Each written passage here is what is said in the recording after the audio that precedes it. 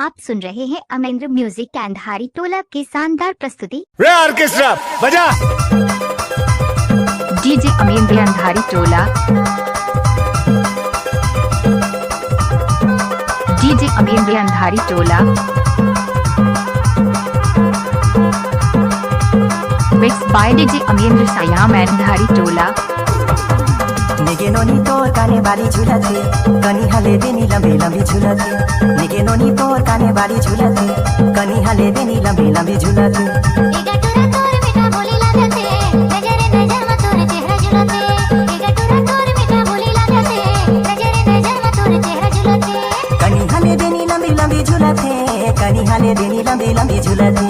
कनी हले देनी लंबी लंबी झुलथे, कनी हले देनी लंबी लंबी झुलथे। एगा टोरा तोर मीठा बोली लागथे, नजरे नजर में तोर चेहरा झुलथे। एगा टोरा तोर मीठा बोली लागथे, नजरे नजर में तोर चेहरा झुलथे। निगे नोनी तोर काने बाली झुलथे, कनी हले देनी लंबी लंबी झुलथे। निगे नोनी तोर काने बाली झुलथे, कनी हले देनी लंबी लंबी झुलथे।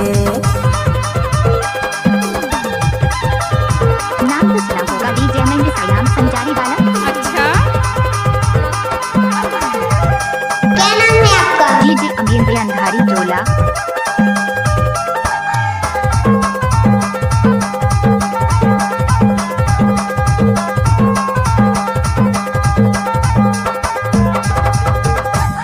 अरे पानी चाबाही मुहेला करेला, कहीं बात समाधान से नहीं बोल के। हे राजा, हे मोरे धानी, हो जाही जीव की टाइम लगते ना वो।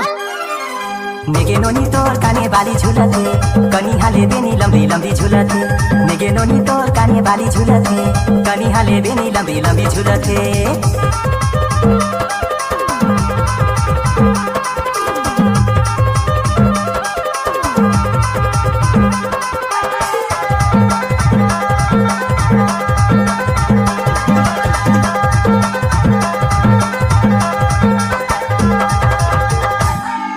कच्चा सुपारी से रोता चाहेगा। ये मोरे सोना, ये मोरे रानी, भरोसा चाहिना। एगा टोरा तोर मीठा बोली लागथे, नजरे नजर में तोर चेहरा झुलथे। एगा टोरा तोर मीठा बोली लागथे, नजरे नजर में तोर चेहरा झुलथे। नाम तो सुना होगा डीजे अमेंद्र सयाम ग्राम संचारी वाला।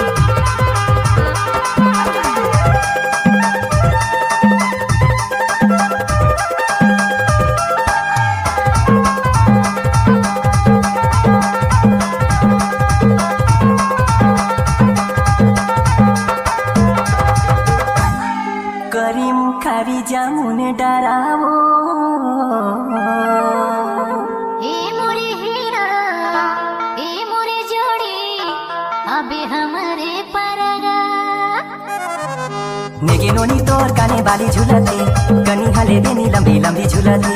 निगे नोनी तोर काने बाली झुलथे, कनी हले देनी लंबी लंबी झुलथे। कनी हले देनी लंबी लंबी झुलथे, कनी हले देनी लंबी लंबी झुलथे। कनी हले देनी लंबी लंबी झुलथे, कनी हले देनी लंबी लंबी झुलथे। एगा टोरा तोर मीठा बोली लागथे, नजरे नजर में तोर चेहरा झुलथे। एगा टोरा तोर मीठा बोली लागथे, नजरे नजर में तोर चेहरा झुलथे।